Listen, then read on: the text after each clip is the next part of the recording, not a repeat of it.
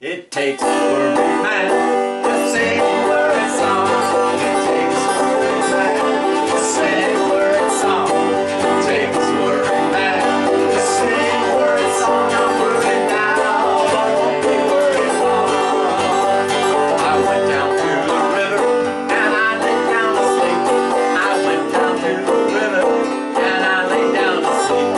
I went down to the river and I lay down to sleep. When I woke up, there's shackles on my feet. It takes a worried man to sing worried songs. It takes a worried man to sing worried songs.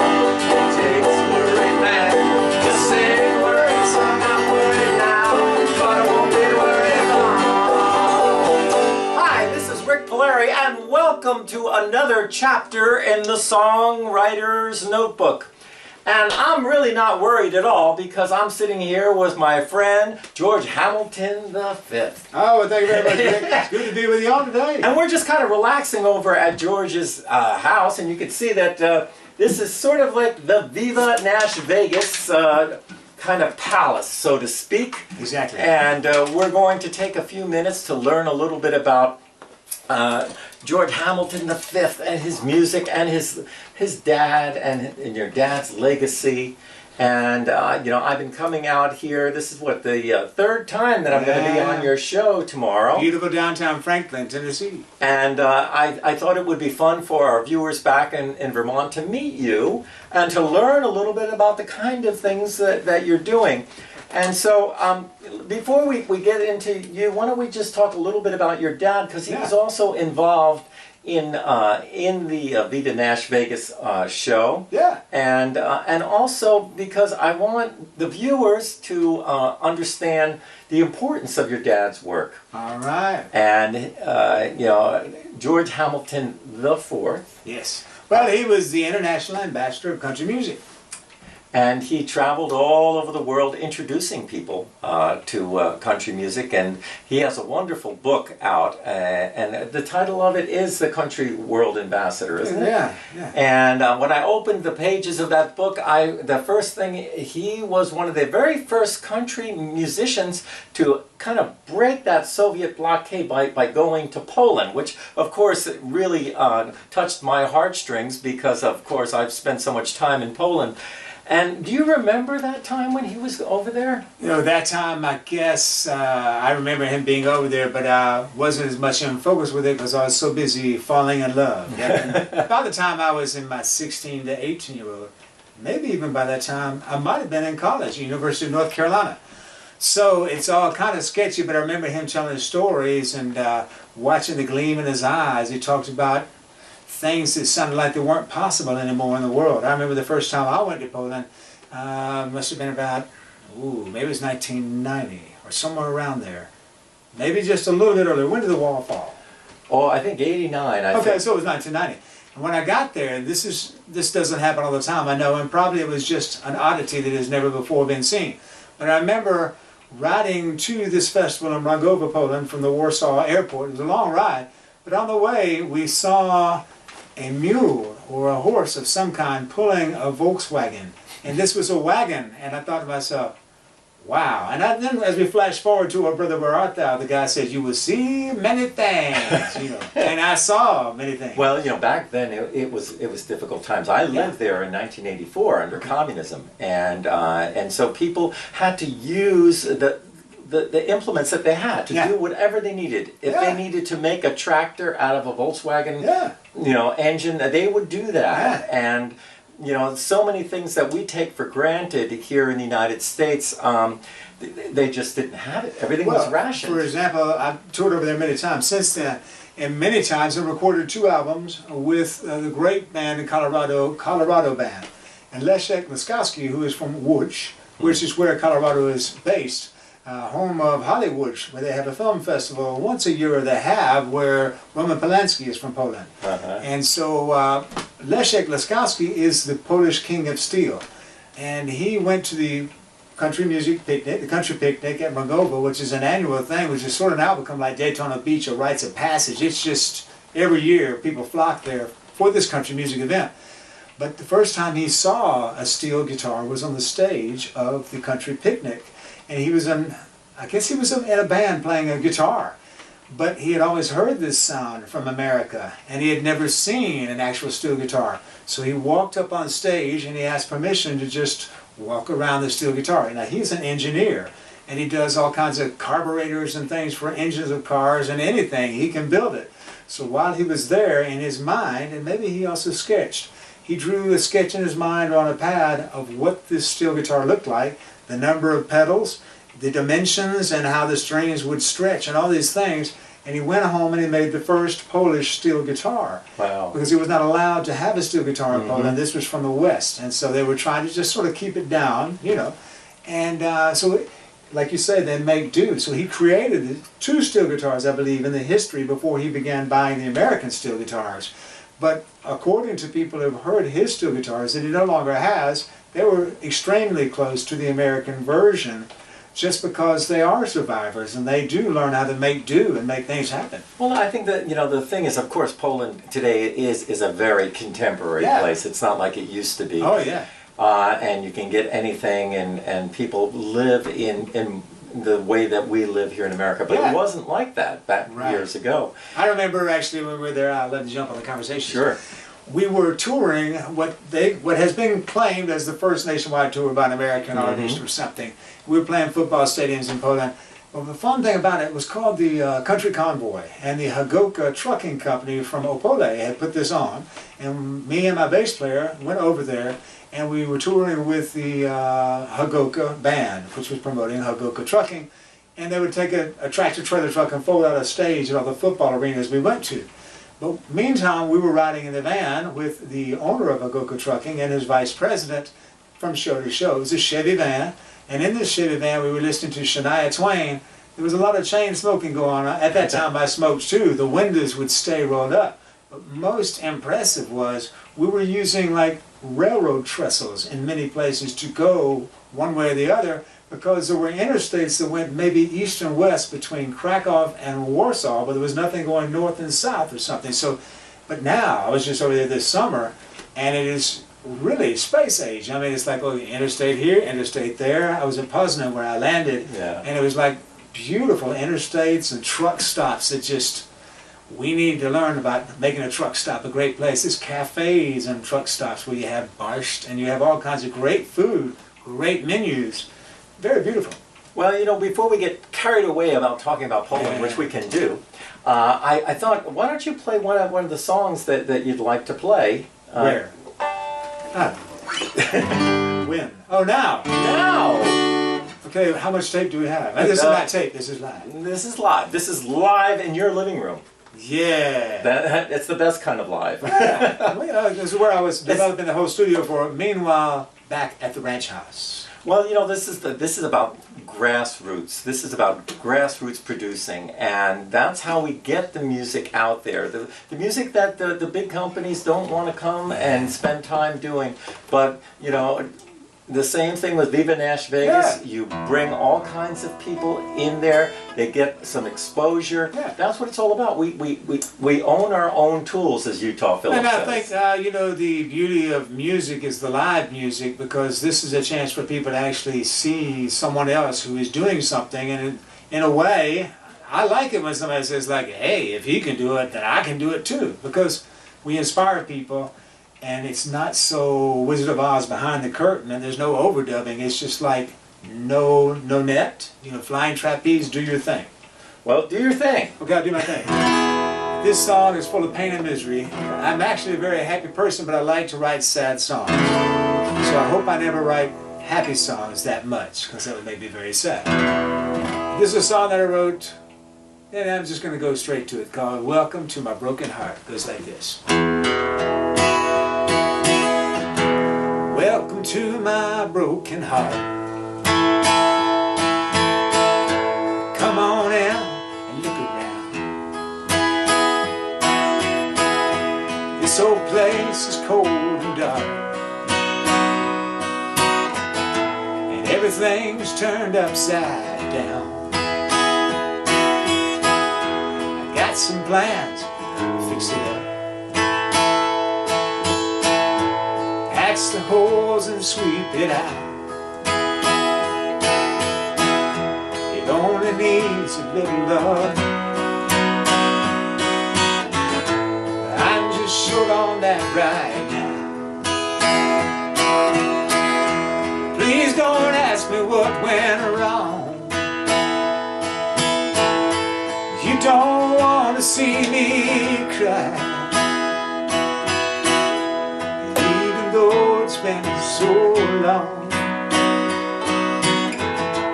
I'm still working on goodbye. Ever since the day she left,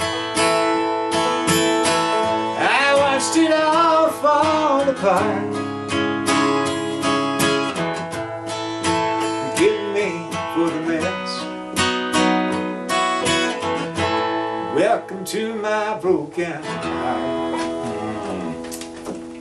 Pain and misery. Oh yeah, but it sounds good. Thank you. Sounds good. Thank you. Yeah, I just couldn't remember what key you were in. I couldn't see your hands. Well, I think my guitar couldn't either. Yeah, but I think the thing that's important for you folks to know also is that your dad recorded some really important songs. Yeah. Like Abilene. You know, but also, and I'm just having fun, he recorded another important song that I wrote. It's called We Will Meet Again. Have you ever heard that? I have heard it, and So- I have heard that so many people love the song. You and- got to sing it. I'm very proud because Skeeter Davis also recorded that with him, and I think I sang some harmony on that record too. And it was just really special to me because to me that is what Nash Vegas is all about. That era where country music really broke even new barriers. I mean, where there were Patsy Cline was going to Las Vegas, and where downtown Nashville, the Opry was the Carnegie Hall of country music. Let's go tell what the key We'll just is. kind of like bend the strings a bit, and that's close enough, I guess. I used to sing this song on the Opry with my father, and it was very neat. He recorded it on several different albums. But now it's time to go into the song. A song called We Will Meet Again. And I wrote this song for my grandfather. My father and I recorded this. I really enjoyed singing this song with him, and actually on his gravestone in Winston-Salem, North Carolina, my mother had inscribed, "We will meet again." So hope you like this song, and go visit the grave in Winston-Salem. Come to the George Hamilton IV Folksy Music Festival sometime in the near future. You can visit us at folksyfest.com. I believe that's right. They tell me that you're leaving. You'll be leaving me behind. Soon you'll go walking that valley, saying it's only a matter of time. Well, I will surely miss you. How I wish you would not go. There are some things that we can't change, and some answers we may never know. We will meet again somewhere on the other side. We walk hand in hand. It's looking like it's over now, but it ain't the end. We will meet again. All the seeds that you have planted, they are now flowers out in the field. And someday we will be gathered for to join you out on that hill. We will meet again somewhere on the other side. We'll walk hand in hand. It's looking like it's over now, but it ain't the end.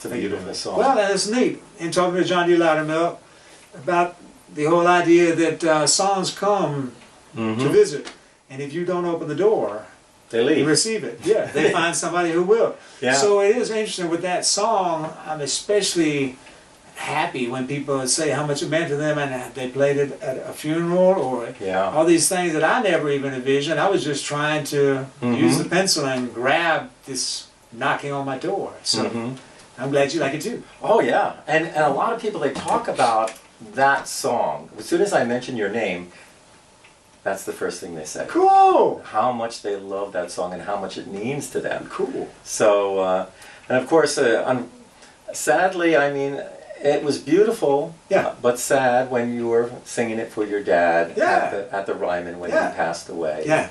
It was a very, very beautiful kind of service that they had there.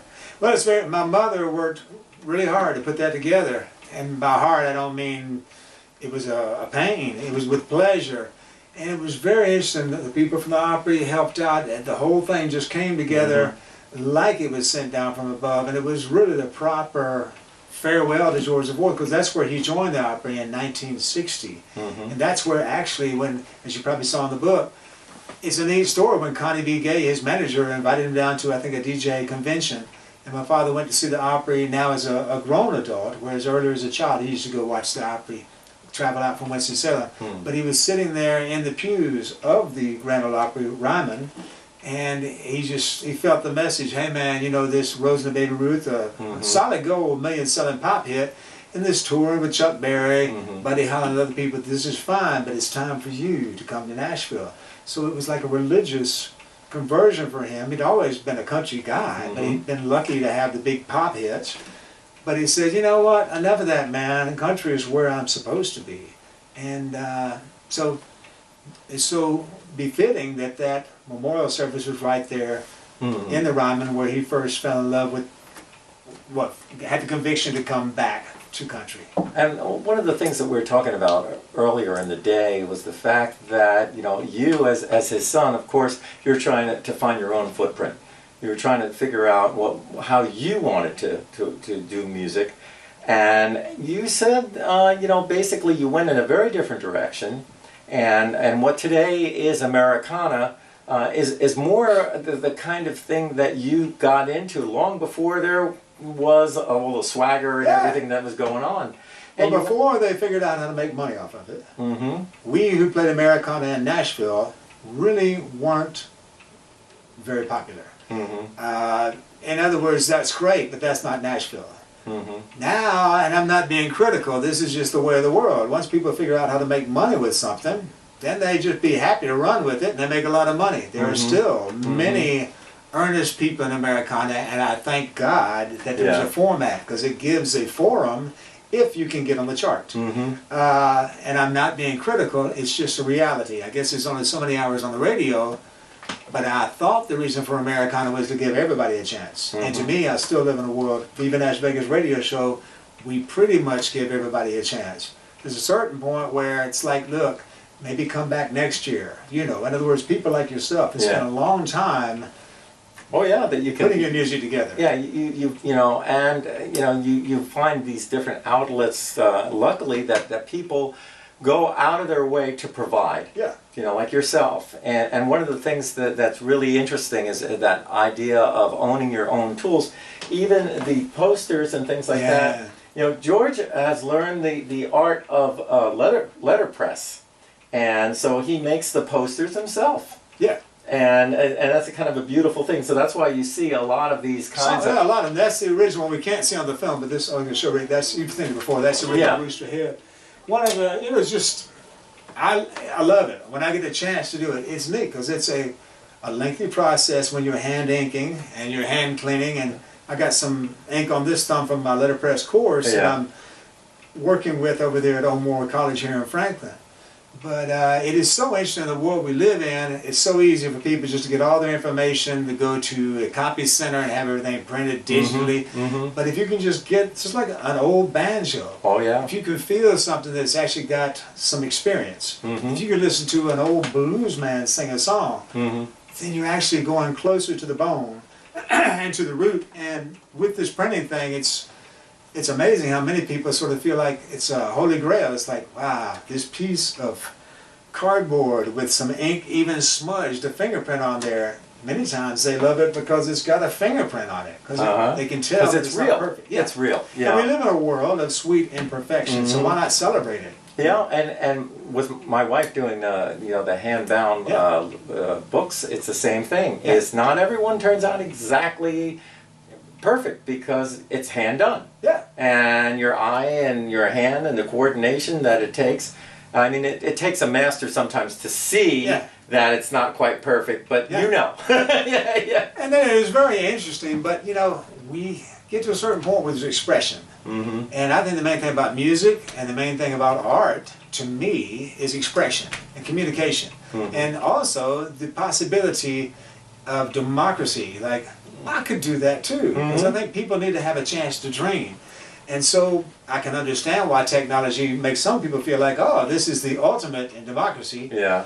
But what's so cool is for the art, I just think it's so cool because you can, with letterpress, you can, each piece, while it is similar to the others, each one, especially when hand inked it, Right.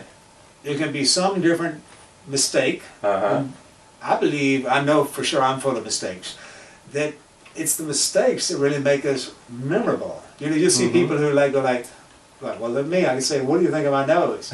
And you might say, I can't say anything about that. But the most remarkable time for me was when there was a friend of my wife's who said, hey, who punched you in the nose? Up to then, I thought I was perfect. We all live in the emperor's new clothes. And it's so cool to be brought down to earth by limitations. If all you can do is 2 words, a piece of art, cut your own sunblock, if you can express something with 2 words, I did it with this, Viva Nash Vegas bumper sticker.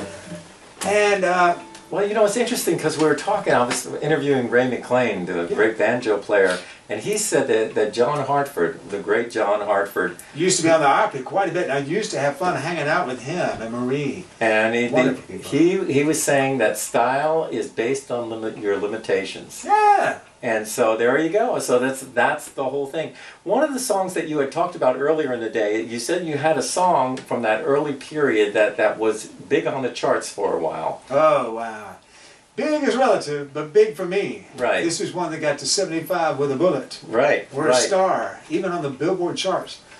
Yeah, It was remarkable. I can't play the entire thing because it really sounded good. At that time, many of my songs it was energy related, you might say, or the general essence of the way my band, there were rim shots on the snare drum and the bass had his line. Yeah. The guitar player was sort of simulating a steel guitar in certain places. There's a song called She Says, actually on the recording that made it to the country charts. Yeah. We went back in the studio and called Sam Bush. And he came and played the fiddle and the mandolin on this song. This was in 1987 and a half.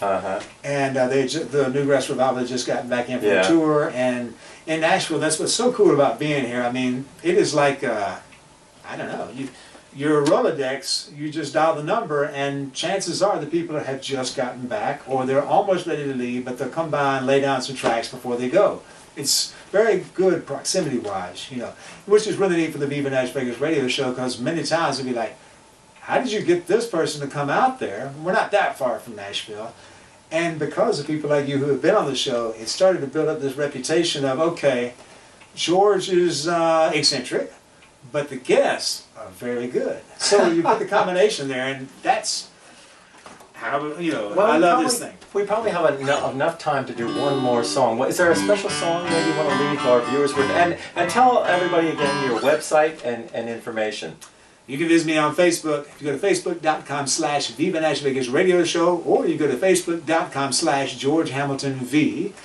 You can also go to facebook.com/Folksy Music Festival, I believe, or it may just be Folksy Fest. But if you type in on Facebook, you'll probably type in Folksy Fest, you'll probably get to the festival in my father's memory we plan to do every year. You can go to vivanashvegas.com. And all those places should have some way to send me a message. And of course today we did this live thing. We did. Yeah, live Facebook. And you can watch us, of course, on the Viva Nash Vegas Radio Show. Go to nashvegas.tv to see archives of the show, or radionashvegas.com to watch the show every other week live. So what are you going to leave us with? You know, one of my favorite songs is a song my father recorded back in 1963. A little song. If you could, you'd see the album cover above the British policeman's bobby's cap up there. An album called Abilene. The song's called Abilene. And I'm giving actually Rik enough time right now. There we go. Abilene, Abilene, prettiest town that I've ever seen. Living there, won't treat you Abilene,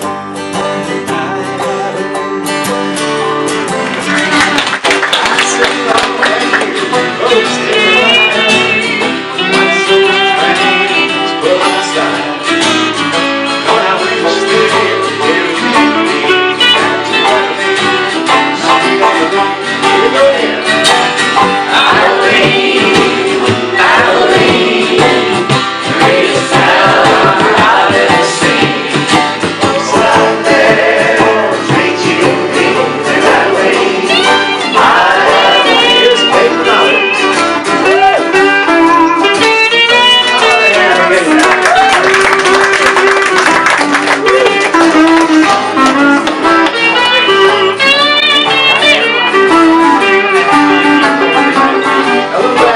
Rik Palieri.